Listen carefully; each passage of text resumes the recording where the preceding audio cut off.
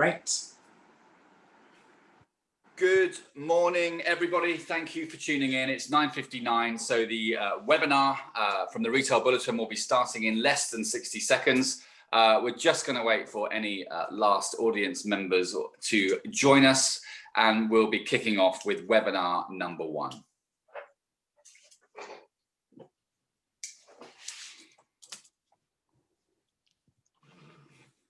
This is where you get a chance to make yourself a hot drink, put the toaster on, get everything you need for hopefully an engaging 45 minutes of conversation with a great panel as well.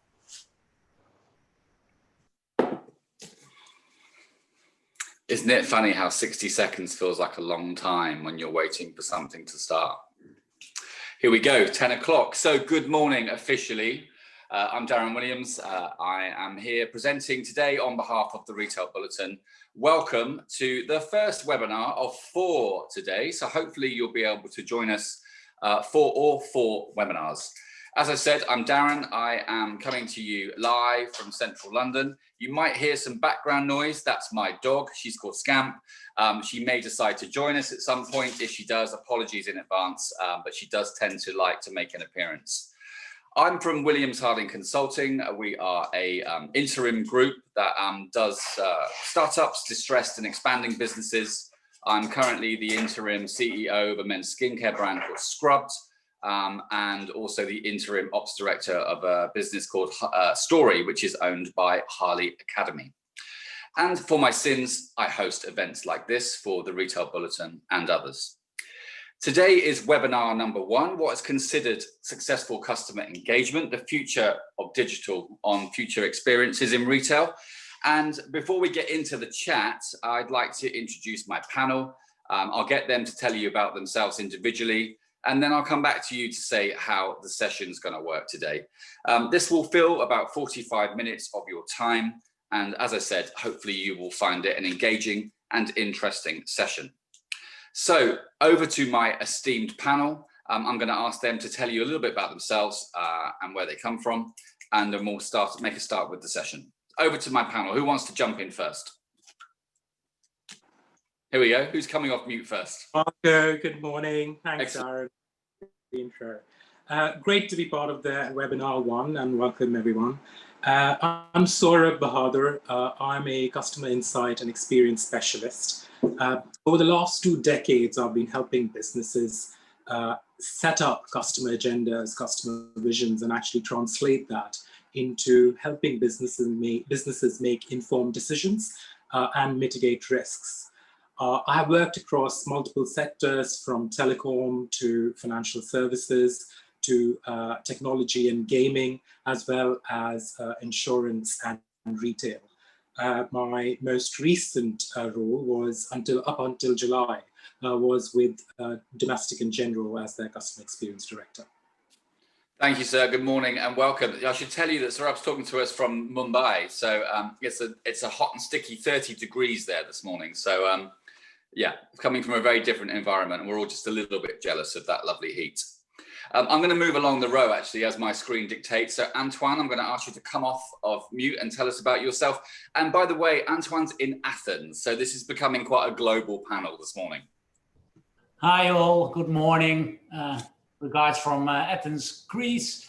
I'm working here for Public MediaMarkt, one of the biggest omni-channel retailers in Greece, with 2 formulas, one being public, the other being MediaMarkt. I'm actually Dutch, but working here since June this year. I've been working in e-commerce for the last 18 years in the Netherlands, Germany, Belgium, and now in Greece. And love to talk to you guys, and happy to get your questions today. Thanks. Thank you, sir. And by the way, it's raining in Athens this morning, so we can all feel a little bit better about that as well. Moving on my screen to Robert, please. How are you doing? Hi, thanks, Darren. Hello, everyone. Thank you for inviting me along. I'm in sunny Ealing in West London. Very, very unglamorous in comparison to my 2 colleagues, but it is sunny, so I'll take that. Yeah, so I've been in the digital and tech world for the last 20 odd years, both startups and large corps. Last couple of businesses, I was the VP of marketing for Yahoo for all their international markets. And then after that, I was the chief customer officer at the Telegraph, where I led them on their digital transformation. And then most recently, I took the move into the FMCG in the retail world as the CEO of Child's Farm, which is the leading kids toiletries brand. So looking forward to your questions and hopefully be able to answer them. Excellent. Thank you, sir. And welcome to the panel as well. Last but not least, Luke, tell us about yourself, please. Hi everyone. My name's Luke Phillips. I've got a very long track record in IT, longer than I care to mention.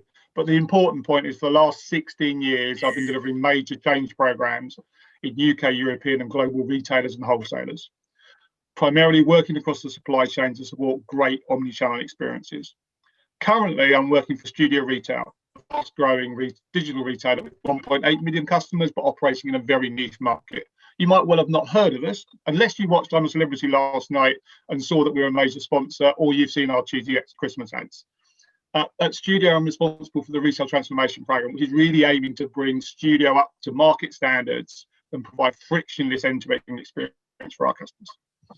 I would imagine sponsoring I'm a Celebrity is not a particularly cheap sponsorship, yeah? I probably not, no. It's been a good year for us, so it was a good way to expand our customer base.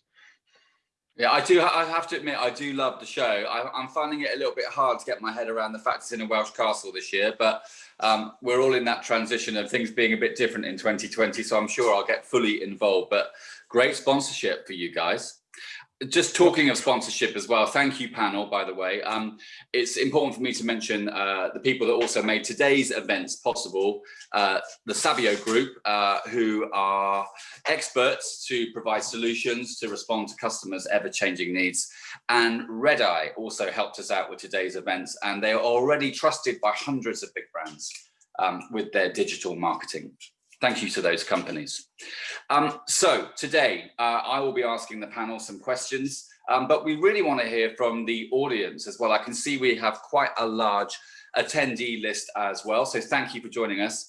Do use the Q&A button, which is at the top of your screen.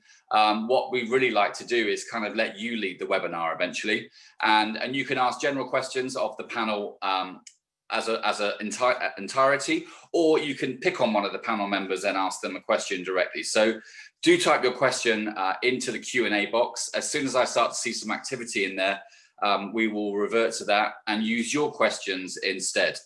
So let's make a start. I'm going to start off with our friend in Mumbai. I'm going to go to India first of all, and you're going to be the first question to kick things off. So, Saurabh, what are the key things to keep in mind for a customer-led UX, UI, designing better online journeys, and what are the expected outcomes? Why is it important? Brilliant. Great question, and actually such an important one today, because I think as the webinar explained as well, it's all about digital experiences.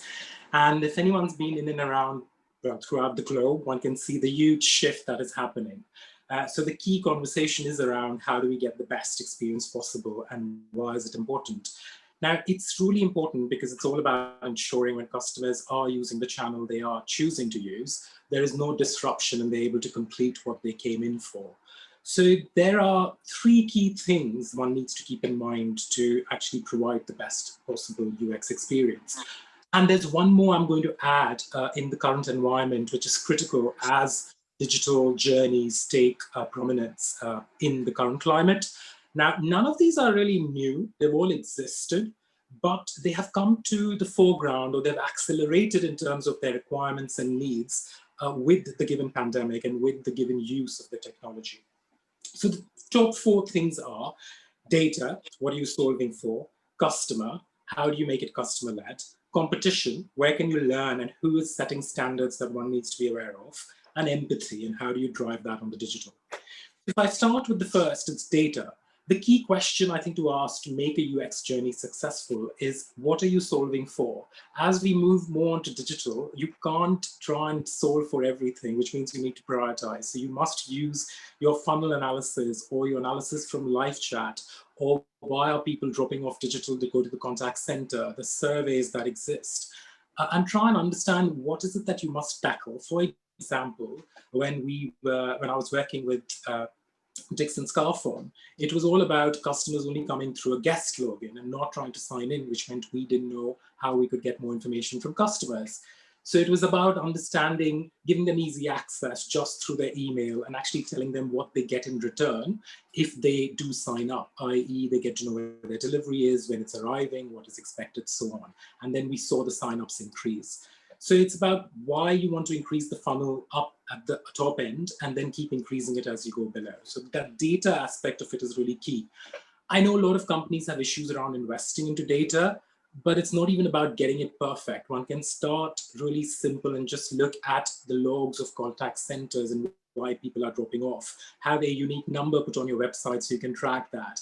Look at funnels or look at surveys, and one can start small and link up all the customer information that is there. The second and the critical one is the customer-led inputs, which is all about understanding the needs and the state of mind of the customers, and then developing your online journey on the back of that. So why is the customer visiting? For example, again, with a Dixon Scarphone, when we were talking about categories like washing machines, most of the purchases for washing machines were either distress or for upgrade. Now, if it was distress, all that people wanted to know was, what is the size of my machine? Will it fit in the area? And can you deliver it today or tomorrow? So it's important to design your journey to ensure that these three things are on the first page. The rest can come later. If you don't, it is absolutely ignored. When some of the eye tracking work I did there, it clearly showed that any other information put than what the customer really wants is absolutely ignored. So you're not utilizing the space to the best.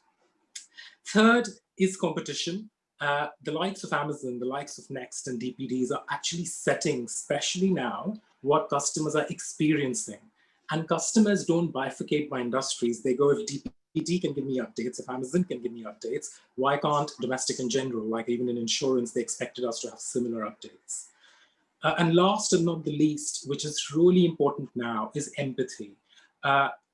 At the start of the pandemic, there was high anxiety, and consumers wanted to call up to check whether the business was running, whether they will be met with the same experience, and wanted to just speak to someone. So it's very important that the digital channel is now having tone of voice which is empathetic, the tone of voice which is reassuring, well done on your purchase, well done for associating with this brand. Or you've made the right choice because X thousand customers use our app, or X thousand people are satisfied with it. This association is really, really key to ensure that customers come on the site for a particular reason and actually complete their journey there. Thank you, sir. That's a very full and detailed answer, so I appreciate that. And I think I can already see some questions coming in, but I'm going to hold on to those for now. We will get to all of the Q&A, but I'm going to let that build up a second as we still work through our panel. So thank you, sir. That was a very, very compelling answer. Antoine, I'm going to move to you over in Athens. How has PMM accelerated its online strategy? Now, definitely we had to advance our strategy since the pandemic here. Our country was in lockdown, full lockdown for about 7 weeks. All our stores were closed and everything shifted to online. And normally you can plan for a Black Friday or a Christmas, but this happened overnight. So we struggled mainly, not on demand side, we had the products, but delivering from our stores. So we turned half of our stores into dark stores so that we could deliver from our stores because we couldn't handle everything in the warehouse and the couriers couldn't handle it. So we learned a lot from it because we got an exercise in how you scale your company within 24 hours. And since then we made major turnaround by we're building a new warehouse, which we're moving in this month. And we're adding a lot of couriers and we're really taking over the last mile ourselves because the capacity is not good enough. The messaging to customers, if the message delivery is delayed, we need to notify them. So we installed software that we can take over everything ourselves because we have multiple carriers, and we want one type of message to all our customers, and time slot delivery and all the things that I know that are standard in the UK and other Western European countries, but not for us yet. And we've done that, and currently we're in a full stop again. But currently we can handle the volume, so also using our stores again. But we also managed to get software in that we're using taxis, because we can't have enough couriers, so we use our stores, and then taxis are delivering it. We can send the message to the customer. So currently we deliver everything within promise, although our volume has more than quadrupled overnight again. So we definitely learned and made our platforms and warehouse more scalable. The good thing is that the website can hold up the traffic. So because it's also a difficult one to adjust, but it's a nice exercise. A lot of times when people launch a platform, you do a stress test. Now we've done it live, but it really turns out that it's a good thing. And of course you can't forecast these things, but it's a very good thing to scalable, because we want to grow anyhow, and we now see what the future is in volume. And of course we will not have these volumes every day, but at least we're prepared now. But we did it the hard way, and I've got a lot of scars, to be honest. Yeah, it's like disaster planning in real time, right? So you know, you really stress testing the business, as you said, but not doing it as a rehearsal, doing it because you've got to as well. And so, everyone I think has come out with a few battle scars, and but are still able to tell the tale, which is the most important thing, I guess, and probably better set up for the future as a result as well. Yeah, no, definitely. We learned so many things that we have with store pickups. We're doing that, but if you do these type of volumes and have to pick from store and make them small warehouse, you need a different layout in your store. You need an order management system to handle all your stock accurately. So you really need to enhance your whole landscape, which we had to do anyhow in the future. But it made my life to get the investments from the company a little bit easier, I can tell you. That's the big advantage. There was no shortage in CapEx at the moment. So that's a good thing. And luckily, we're a very profitable company, so we have the money to spend. If you don't have it, of course, it's a more difficult one. Okay, thank you for that, sir. And it's good to hear you come out scarred but triumphant, at least, as well, yeah? Yes, definitely, like a Greek god. Well, in the perfect city for that as well, absolutely. Exactly. I'm being harassed, so hold on, someone's going to join me for a second. But Robert, I'm going to come to you next as well. So you're an interesting panelist in the sense that you've kind of had a foot in a different world. And you know, you've driven digital transformation in the media industry, and then came into the world of retail. So what are your observations of this crazy world of retail, having spent some time in it? Yeah, quite fascinating actually. It's difficult to make huge sweeping statements. I think some of the businesses that I've seen are incredibly advanced and really very, very strong on the digital side. But then it surprised me how it appeared that many businesses had their heads in the sand when it came to digital, and were pre-COVID. Were prioritizing many other things.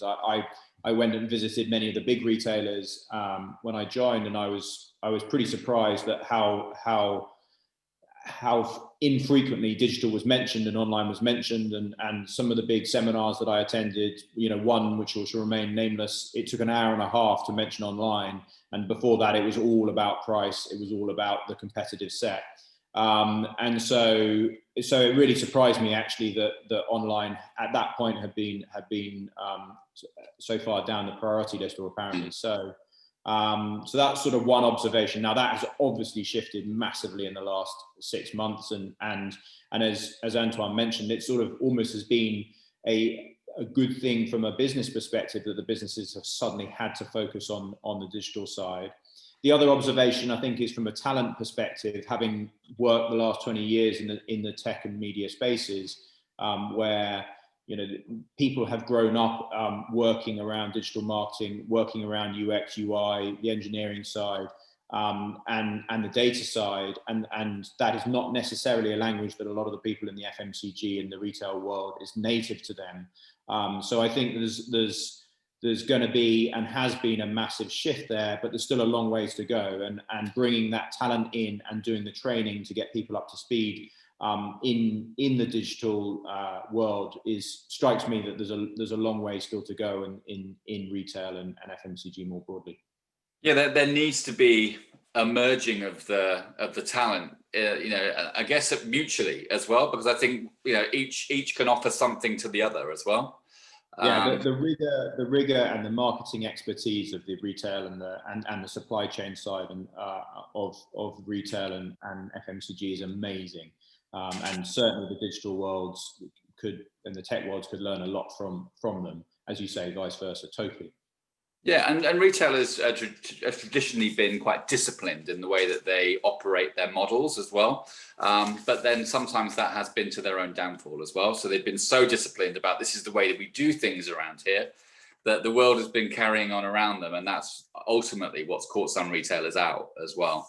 But having had your foot in the retail world, you still feel the opportunity is there, blending talent in from other industries, and you still see an opportunity for the industry overall? Yeah, at Child's Farm, what was fascinating was where you had a really strong brand, how the consumer followed you to the digital world, and whether that's through e-commerce channels or your own D2C channels, because of the strength of the brand. Consumers would seek it out, and also the strength of the marketing. So I think that definitely showed to me that transition can happen very quickly and pretty seamlessly. Actually, probably the biggest challenges are the supply chain side, and a lot of the businesses are seeing that as well. But yeah, it can definitely happen, and if you only have to look at some of the D2C brands that are making huge headway in every single sector, it definitely can happen. But it does require management to have a certain leap of faith. It requires investment, and it also requires a lot of training, and the people side is so important. Bringing the right people in, bringing those that really have that mindset, that digital mindset, and the positive mindset of change is super important. Thanks, Robert. Yeah, lots to think about there as well, and there's still questions coming in, I can see as well. So we'll get back to those. Luke, sir, you're fifth on the grid there, so you've been waiting patiently all this time to be asked a question. So I'm going to come to you now. Luke, what's the most important technological investment a business could make to improve customer experience? I think this segues really nicely off both Rob and Anton's response. And what the short answer is execution. As both of them highlight, lots of businesses, large and small, have leaped into the digital world. Others who were doing little bits of business online have become massively more scaled. Most organizations have serviced that demand using short-term fixes, workarounds, extra resources, compromising business processes, in short, JFDI. And as everyone's recognizing, I think that's not sustainable long term. Customer suffers, colleagues suffers, the business suffers. As we move back to a more normal way of business, it's really important that everyone learns the lessons that they've experienced in this COVID time. JFDI is not a foundation for growth or long-term success. What businesses need to do is, as Anton highlighted, is look at where you found the gaps. Look at those bottlenecks and the inefficiencies that you saw with this massively scaling business or this really rapid move to online. And I think people have given lots of good examples of it. Fundamentally, too many businesses have historically taken, and if it's not broke, don't fix it attitude to technology. Always not investing in anything at the basics or chasing the new shiny things because they thought, oh, we're going to grow the business by chasing this. However, it's in these times, the boring tech is the stuff that keeps your business going. Having the operations processes working, having a good solid OMS, having good warehouse systems, having, as Robert said, the right people in your business is the way to keep going in these times. The operations of your business are the heartbeat of your business. If you don't look after it and keep it healthy, next time you come to a steep hill, you will not be able to get up. And it's really, really important for me that investment remains not just in the shiny new toys, but in the basic fundamental things that run your business. And if that was my advice to anyone investing in technology, is that's where to spend your money today. And is it a case of, it's probably could be both of these things or one or the other, but is it a case of part one, businesses don't know what to spend the money on or what to invest in, or is it part two, they just don't have the money, or both? I think it's a combination of both. And I think one of the great things of benefits, disadvantage, what we're going through now as experience is it's clearly showing you what you need to invest in. Those are the things that didn't work, that haven't worked well. But it's difficult when you've got a limited pool of money and you can chase something that has very clear, if I spend this money, this is going to be the upside. If I spend this money, well, it's difficult to say where I make money on serving my customers better or on keeping my delivery promises. That's a difficult sell, whether it's to your board or to your investors. However, if you don't make that sell, what happens is when you come against something like we're going through, you will struggle. Let's go to the audience, actually, because thank you, Luke, by the way, but I'm just going to take the first question. This is from Neil, actually. So thank you, Neil, for the first question. And I'm going to ask all of the panelists to answer this one as well. So we'll go back in the same order that we answered before. So Neil is asking, which retailers have the best UX for their customer and why? Who's your benchmark in the marketplace? So choose one panelist that you think is a case study, best case scenario of who's got the best UX in the marketplace. So back to you, Saurabh. So I'm going to try and do a mix based on my experience as well as the last few years of conversations I've had with customers itself across different industries. And the one which comes top of mind is no stranger, which tends to be Amazon, in terms of just the ability to relate, the speed, the ease, and the fact that the customer always feels in control. They know where the shipment is, they know when it's arriving, which day it's arriving, they get regular updates and feel they can make the change as and when they want to. When things do go wrong as well, which is really critical, the recovery is still good as well. And being online, they try and not send you, well, they used to send you to a contact center, but they don't anymore, and they use their chatbot for that. So they keep evolving as well, and they keep setting standards. So Amazon tops it for me. Yeah, I mean, I love Amazon as well. And I think, just from a pure convenience perspective of, ordering it now and getting it tomorrow, returning it to a locker if you need to, which are littered everywhere around London. It's amazing. I think the only thing I feel about shopping with Amazon is it's kind of it doesn't make you feel necessarily great. You kind of feel like you've compromised a few of your personal values. Because, I bought something from Amazon the other day. This smallest thing did the typical turn up in the largest Amazon box with loads of packaging shoved in to make sure this small thing didn't roll around in this large box. And they've got a lot of work to do on doing business right, but they absolutely win in terms of UX, and convenience is king, right? I mean, they've absolutely nailed it for the pandemic because they brought things to people's homes when they weren't able to leave them. So what a business model that turned out to be. Great example. Antoine, who would be your best practice or your best example? I'm sorry. Yeah. Amazon, of course, is always an interesting one, but it's difficult to compete with. So I'd rather select somebody in the UK that is more easy to approach on the level. And for me, that's AO.com, the company that does the white goods. And what I especially like about them is that they do the whole customer journey. If you want to select a product, that they can help you. They have the best content ever. I visited one of their factories in Germany. They make 360 degrees pictures of every washing machine. Their people are trained by the manufacturers themselves. So the content is perfect, the pictures are perfect, and the whole delivery process is perfect as well. And it's a nice company. They're growing now in product groups, but used to be only white goods. So being excellent in a vertical is a nice way to compete with companies like Amazon, because you can excel. You always have more knowledge of the product. You will have better content because Amazon is a generic tool and where sellers upload their content. And I more believe in specialists, although I believe in a marketplace. We also have a marketplace, but I believe that your core business is essential. And that's why I believe more in those type of companies, especially for the audience. It's easier to compare with such a company than with Amazon because it's comparing your own small car with a Ferrari, you will always lose. So it's better to take a mid-class car to compare with. That's why. So I really adore that company. Yeah, AO is amazing. And, you know, there's a lot of credit due to the founder, a guy called John Roberts, who is the founder and CEO of AO.com. And he is a thoroughly decent human being, has created an incredible service-led culture, but very people-led as well. And I think all of that has just poured through the business to the front-end consumer experience as well. So yeah, he deserves a lot of credit for the business and the success today. He's a very good guy. One to look up, John Roberts, a very, very good leader. And I think the interesting thing is that they came out of logistics and moved into retail themselves. It's an interesting process. Absolutely. Robert, who would be the one that you would call out?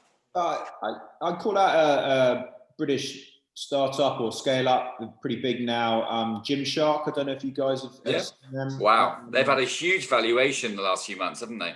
Yeah, and their UX, their UI on their sites is really sound.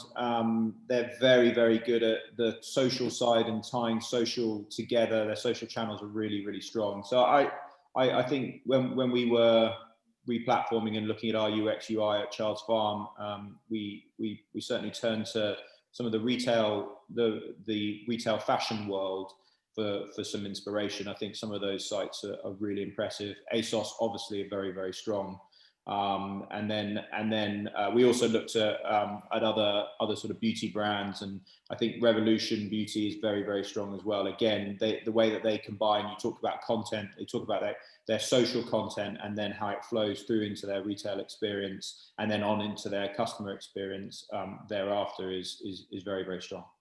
No, two really great examples. I don't think I dreamt this. I think Gymshark's recently had a 1 billion valuation.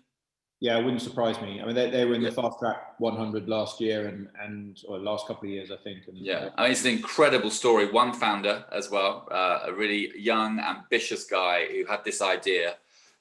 It's one of those super inspiring stories. He's a really good orator as well. He does some great speaking events as well. So I can't recall his name off the top of my head, but he's worth a look as well. Great example. Luke, who would your example be? And I think absolutely. I think Amazon, ASOS, AO are really good benchmarks, and in their own market really excel. But I'd like to just pick, based personally on personal preference more than anything else, I'd like to put Lacole in that bracket. Lacole are a niche, so reflects my personal hobbies, niche road cycling wear organisation business run by an ex-pro, an ex-cycling pro. But what they do is they keep it simple, but from an end-to-end experience, they nail it. You know, they engage really well from a social point of view. They're very active on Strava, so therefore they really engage with their customer base. They're offering very focused promotions on those customers. Their site's simple, easy to use, no fuss, no bother, but you can find what you want. But it's also got engaging content, and their delivery is really efficient, and what you get from them is a real pleasure. They package it really, really well. It comes in a nice box, really well wrapped, and it's the experience they're selling. They're very competitive from a value point of view, but it's really the end-to-end experience. For me, I think that's a really good example. If you don't have to be an Amazon and offering amazing tech features, you don't have to be an AO and offering all the 3D stuff that they do. You can do something relatively simple, but do it well. And I think Lacole are a really good example of doing something simply, really well, and really engaging with your customers. Yeah, it feels like they get it right end to end, right? Yeah, absolutely. Yeah. Thank you. It's a great example. I've just been reminded by my colleagues at the Retail Bulletin that the guy at Gymshark is called Ben Francis, for anyone that's interested. I'm sure everyone was out there Googling anyway, but I didn't get a chance to. So yeah, he's called Ben Francis. Neil actually came back on his question.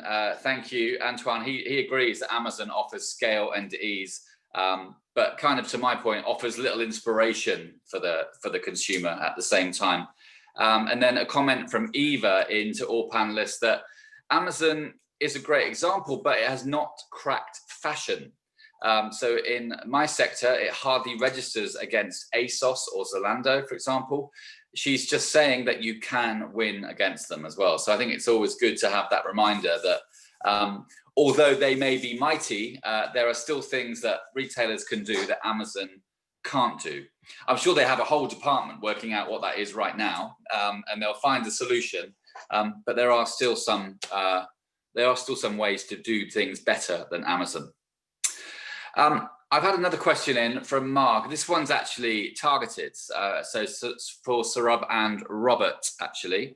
And it's about enhancing the customer experience. This is from Mark, thank you. He wants to know, particularly interested to hear from you guys about how you enhance the customer experience, especially in trying to mimic basic customer needs associated with, examples he gives, haptic and olfactory experiences. Who wants to take that one? That's for Robert or Saurabh. Who's coming off mute? Yeah, just on that. That's a very interesting question, and especially in the current environment where it's all digital, it's a tough one to really look into how to mimic some of those touch or sensory kind of experiences. So I think there are two parts to this. One of this is probably where we keep talking about what will the new world be. And I think that's where this fits in is, yes, everything is digital now, but I think there will be a new norm created. And for me, this opens up an opportunity for a very, very struggling physical retail environment. And this is what it probably can move into, is grow further into the, the sensory or the touch or the feel or the whole experience element that we call of retail. Again, the whole aspect that you were talking about, that what Amazon misses is probably what businesses that have an omni-channel presence can use this to actually enhance their customer experiences. Having said that, this kind of links back into the whole empathy side of digital. And while you can't absolutely replicate it, you can try and create a sense of excitement by building certain elements on your online journey, which will be either through dynamic personalized videos, which we know are big now, and they actually change in categories based on regions that you live in and behaviors that people living in and around your areas have. So there are those elements that can also be helped. And also having a holistic journey. So if you are in the more fashion business or in terms of sense, probably trying to see whether you can actually send any elements of those back into the consumer's house to touch and feel on the back of what they are viewing. So it's trying to link in those aspects into the digital world as well. But for me, the key element is about the opportunity it now holds or gives to a dying, if I may say that, retail estate, and how it can actually come out of it by finding their niche through these other needs and experiences customers desire. Thank you. And Robert, have you got anything to add to that? I mean, obviously Childs Farm had a big tentacle out there in terms of the wholesale world as well. So your product could be found in several other retailers, but any views on that? Yeah, I think the sampling side, whether that be through direct sort of marketing channels or through surprise and delight when you're shipping products to your customers. So adding in a sample, Childs Farm was very good at doing that. You know, if you bought shampoo, we might put a small sample of sun care in there to try and get people to feel and try different products. And people have been doing that forever. But I think for digital first brands, that's very important. And getting samples out, and I know Amazon now have a very effective sampling arm to their business, where you can distribute your samples through them. So I think sampling is very important in this area. There's nothing clever from a technical perspective of that to the question. I do think that brands, D2C brands, will need to have some experiential areas for their brands, and I think a lot of them are looking at retail as a sort of almost like a physical shop window, where people can pick up and touch their products and smell them and feel them. But that's a small percentage of their overall business. But I think it is an important part. So that balance, pure play D2C, I think we'll find a little bit of that physical environment as well. And I think Luke, you'd like to add to this point as well, yeah? Yeah, no, absolutely. And I think I'd like to echo what both of them have said, but and it's one thing, if anyone's followed me on LinkedIn will see, I genuinely believe the future of retail on the high street is about blending it with digital. It is about how can retail recognizing that how it can support those pure play or brands that want to move to DTC on the high street. People need to pick up and feel product. And they also need genuine points of service for returns and those sort of things. And there's a real opportunity for the high street to recognise that, embrace that. I genuinely think that big city centre shopping is probably slowly going to die off. But this, for me, this engaging with the digital world is the future of UK high streets. So do you think it, I mean, we're going to move away from the subject slightly here, but I'm interested just to expand about that. Do you really think the city centre high street is kind of in its terminal stage now, yeah? I genuinely think so. Why would you go all the way to a city centre to get something that you could buy online? Yes, you want to go and interact with product, but you'd rather, if you could do that around your local high street, you'll do it much simpler than you'll probably actually choose to have it delivered to your home and return it if you don't like it, rather than get in your car and drive to the centre of London to go and try something on. Until you get into the world where generally department stores will survive, because when you can compare a product from one company with a product from another company at the same time, that's, for me, is where the only reason you'd go into city centre is to have that breadth of offering. Yeah, no, it's a good point. I mean, I think, yeah, I agree and disagree to a point, but that'll be another webinar subject one day. I think Shop Local was absolutely just rocketed this year, and I've actually really enjoyed discovering places in my local area in Westminster that have been there forever that I never knew, you know, like the local butcher, the cheesemonger, that kind of thing. So I think that kind of retail is enjoying kind of a well-deserved resurgence. I'm not sure city centres will die, but I think, you know, the blending of digital and physical will be a really important part of their survival as well. Yeah. And then regeneration of areas as well. So have a look at a LinkedIn post I shared, I think late last week, which is an example of a scheme in Stockport. And I really think that kind of scheme is going to be the future of how we regenerate sort of smaller towns and even bigger city centres as well. Yeah. But thank you, Luke. Thanks for coming in on that. And we could have started a whole new subject there. Mark, by the way, has just said thank you for that, and thanks a million. He's actually just said to your responses there, so he appreciates that as well. We are at 40 minutes in. We can keep going. We generally run these for about 45, 50 minutes, but we can go up to a full hour. I'm going to ask each of the panelists another question, and then we will look to wrap up if we have no more Q&A coming in at that point.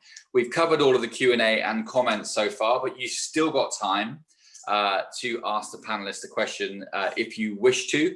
So please do use the opportunity to do. And happy to say that we're holding our audience as well. So we must be doing something right. And hopefully you're not all too bored and are going to cling on for those last 10 minutes or so.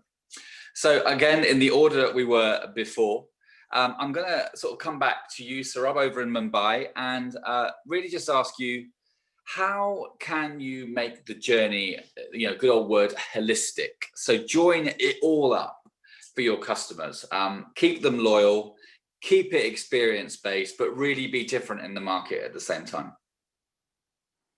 I think one of the biggest challenges, hopefully everyone will agree, that most of the companies face are the siloed approach. And that's where things, especially what Luke and Robert were talking about, of, you know, the role digital plays with the physical in-store and the contact center. It's really important that they're all joined up, because it is one customer and they expect all the channels to have the same information and have similar experiences. That's where the differentiation comes, because no one gets that right from a more rational aspect in terms of pricing, product, features. They are easily competable, but it's the experience which is the differentiator. For me, the key thing starts with, one, the learning from COVID, and two, actually understanding and mapping your customer journey and seeing opportunities there. With COVID, I personally feel actually that the whole approach of having to have done something immediately, rapidly, without no choice whatsoever, has made businesses suddenly realize that, you know what, decentralized decision-making works. People are productive. There is no impact on people working from home, contact centers or managers, and this can work. So I truly hope when we come out of this, that the element of decentralization in terms of decision-making still sticks. So to Luke's point earlier about the JFDI, I'm hoping some element feeds into an agile way of working, and we kind of continue doing that aspect of it, because sometimes you just need to do it, and that's how it works.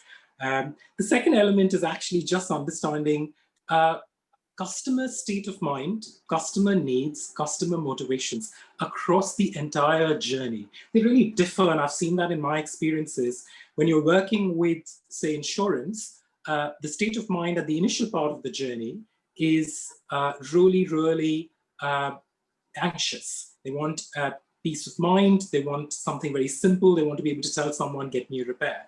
Whereas when you're buying something new, which is a TV or a washing machine or a mobile phone, you're really excited. It's something new. You want reassurances of the brand choices you've made. You're excited about what's coming. So there are 3 points in the journey which are really key and add up to a holistic journey. One is the start, which is all about brand reassurance and the promise that the brand fulfills. The second is somewhere at the absolute height of anxiety or the top level, where the businesses have an opportunity to delight, i.e. you made it really simple, I could really order my phone really simply, I got a confirmation, etc. And the last, which is the most important, because that has proven value added to retention and renewals and reusing that brand, is at the end of the journey, the fulfillment stage. That's when my experience, at least in the pre-COVID world, retailers got it wrong, is when delivery wasn't linked up with the digital experience of what's going to happen next. When will my delivery arrive? What are my choices? The experience of delivery, which is where Amazon, from an operational point of view, stands out. And what if something goes wrong? How do you handle my expectations? Now, standalone, everyone's doing their job, but if we're able to understand what the customer's feeling at each stage, that's where the businesses can win. I'll give you one example and then leave it further to the panel if they have anything to add as well, is when I was working for a mobile category, when we did an extensive research, we understood actually it was too late. It was believed in the onboarding journey that once the customer buys the phone, we offer them accessories after that. Whereas the customer made the decision to buy accessories at a cheaper place other than where they were shopping, say Carphone Warehouse, much before they even bought the phone or at the same time. So to go to them afterwards actually was a noise level that was created, and those mails did not have enough conversion. So understanding that journey meant we went up ahead in the decision tree, help the customers, and reassure them about the brand choice and why we as a brand were the cheapest. So that's just one example in a sales journey where understanding the end-to-end really helps sales, conversion, product innovation, as well as retention.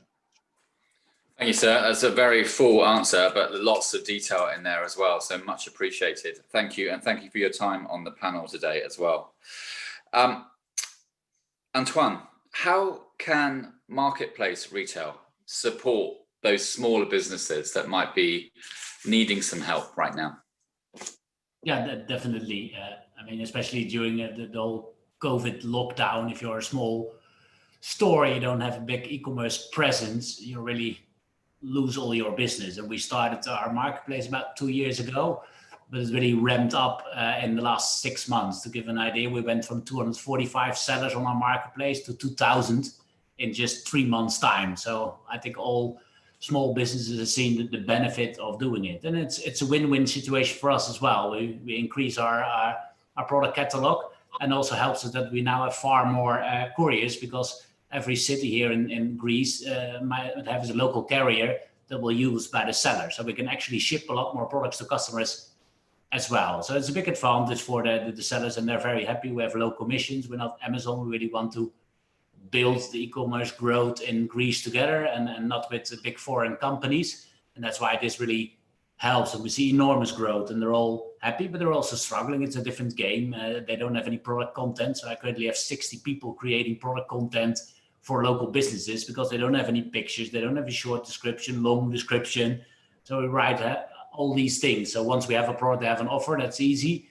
But and also from a technology perspective, we have built a nice API to couple with, but they don't even know what an API is. So they're sending us CSV files. So it's a big technology jump for them as well. And we're trying to support them, but it's very complex, at least to other markets that I've worked with. But they're extremely happy with what we're doing, and they also don't see it as a risk. I mean, it's different if you're a bigger retailer. Should you go on an Amazon, yes or no? It's always a difficult decision. But for these smaller ones, and especially if your store is closed, there is no other alternative. We're the only marketplace in Greece. So they all come to us, and we're extremely happy with the participation. And every month I do a webinar with all the sellers for 2 hours on every topic and how to deal with content, user experience, how they should build to help them understand the business more. And it's a lot of fun to do. So we're very happy with it, as other small businesses.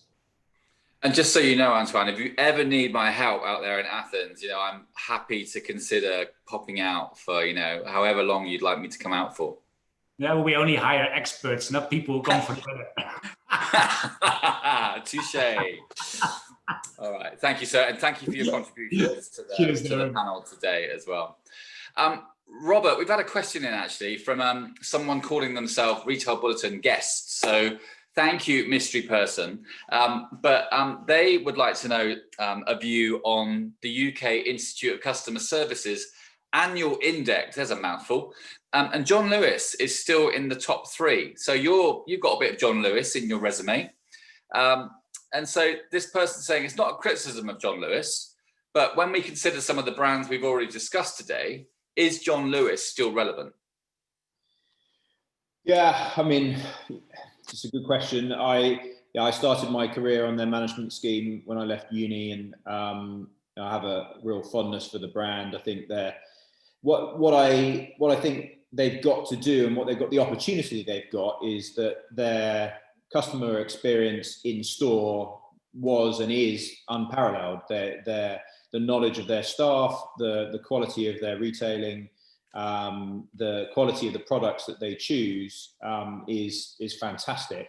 And there's absolutely no reason, I don't think, why you can't apply that online. And in fact, I think their online experience is pretty strong. There's obviously areas for improvement, but the recent news has shown that they're starting to address this head on. They've made a big change at the top, and that seems to be starting to flow down. So, A, as an optimist, and then B, as a lover of the brand, I think they do. And when you have such brand loyalty for a brand like that, and you only just have to look at the reaction to their Christmas video, that I think they will make that transformation. Their business will look very different 10 years down the line, and whether you believe Luke's view or Antoine's shaking head about the future of the high street, I think that they will come out of this because of the strength of the brand. But nothing should be taken for granted. Thank you, sir. And Luke, do you have a view on that? Do you have a view whether John Lewis should be in that top 3 or not? And I think I'll echo absolutely Robert's thing, is what they do really, really well. It comes down to this owning the digital journey end to end is all about having physical retail really helps with that. And John Lewis has physical retail in the right places, and that's one of the advantages they have over House of Fraser like that, whereas House of Fraser's we're in the wrong places. John Lewis is in the right places. They have to tackle, and I think Robert alluded to it, the fact they have a big capital base because they have big shops that are expensive to run and expensive to look after, and what that will look like in 10 years' time, who knows? But the advantage they have over Amazon, ASOS, the pure plays, is this physical presence in people's lives. John Lewis add a huge level of trust and customer service to that, but I genuinely think the model that says you have to offer a broad range, but being physical really helps, is really going to play in John Lewis's favour. That's where they are better than Amazon, ASOS and AO, is their physical presence and the people who work for them. And for me, the future of lots of businesses that are physical is to leverage that to the maximum. Is to look at how can you maximize the fact that you are in people's lives and you have people who are knowledgeable about what you do. Yeah, I think John Lewis also still score on trust as well. And I think, you know, people still inherently trust them. They might have had their own internal struggles, but ultimately the consumer still trusts them. I think they probably need to do lots of changes behind the scenes, but from the front end experience, consumers do still trust. If that breaks, that's really hard to get back, but they still win on that index at the moment. Guys, I'm going to sneak one last one in, and I'm going to give you all 30 seconds to answer this one. Just a straightforward opinion would be great. This is from Ronnie, actually, and he's referring to Luke mentioning the packaging earlier on. And he wondered what the panel's general feeling is around using branded delivery packaging and how important that's felt to be on the customer experience. So you've got 30 seconds each to wrap us up. Going back to Mumbai, Saurabh, starting with you, how important is branded delivery packaging? I think it's important, and quite important, especially if you want to deliver a personalized experience. And if you definitely wanted to get into a more luxurious, differentiated, as well as a different experience and build that brand and brand empathy around it, then that packaging element will definitely differentiate you. Having said that, it comes at a different or a higher level. If you don't get your basics right, then it will actually act to work against you, because customers then expect you to get the basics and then look at all the add-ons which add value to you. So if the basics are right, packaging really helps you to get that extra edge and personalized effect. Thank you, sir. And again, thank you for your time on the panel today. It's been great to work with you. Antoine, what's your view?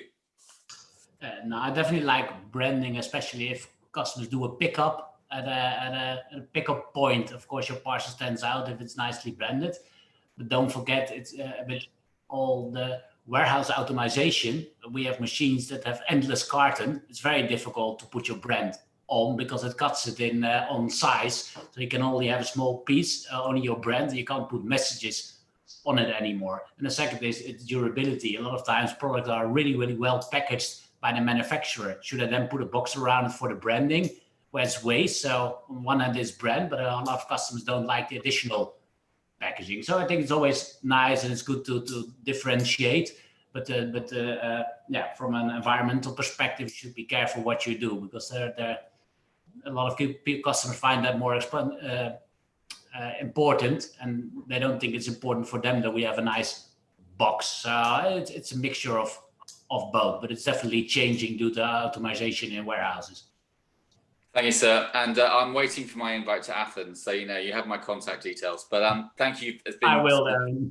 Thanks for your contributions today. It's been great to work with you.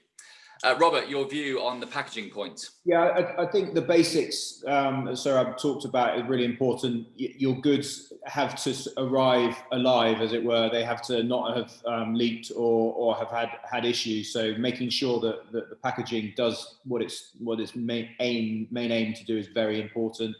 I think from a branding point of view, as a marketer, just absolutely you should be branding it. And also thinking about cross-sell and sort of repeat purchase, it's a huge opportunity to drive that, and so that's a second thought. But probably the most important thing in my personal view, as we move to much more D2C as a society, and packaging being sent directly to people, is the sustainability angle, and we have to, as a society, think about that. If everyone is getting Amazon to deliver, a very small package to your house from a car that is not, or a van that is not yet electric, then it is something we need to think about. So both the packaging and then delivery of it is important. Yeah, it's that Amazon point, isn't it? Again, and trying to do the right thing in terms of convenience, but do the right things on so many other levels as well. So, Robert, thank you for your contribution today as well. Great to work with you.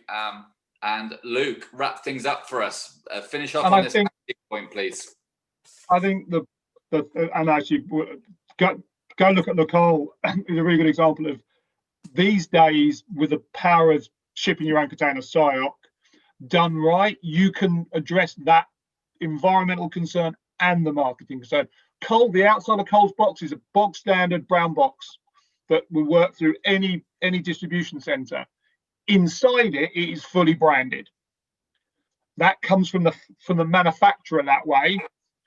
It's made that way. It ships in the container from the manufacturer in the big shipping container to their warehouse in that way and comes out that way.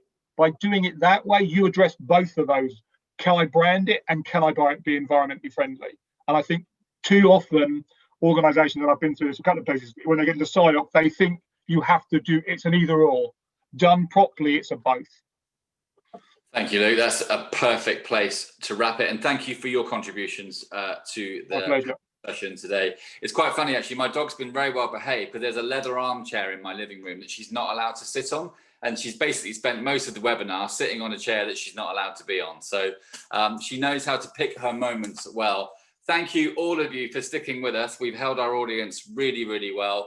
We have another webinar starting in 1 hour's time, webinar number 2, the evolution of customer loyalty, with a new panel joining me as well. But thank you again, gentlemen, across the world, for joining the panel today. Thank you to you, audience, for sticking with us as well. And at this point, we will sign out. Thanks for your time, everybody. Bye-bye.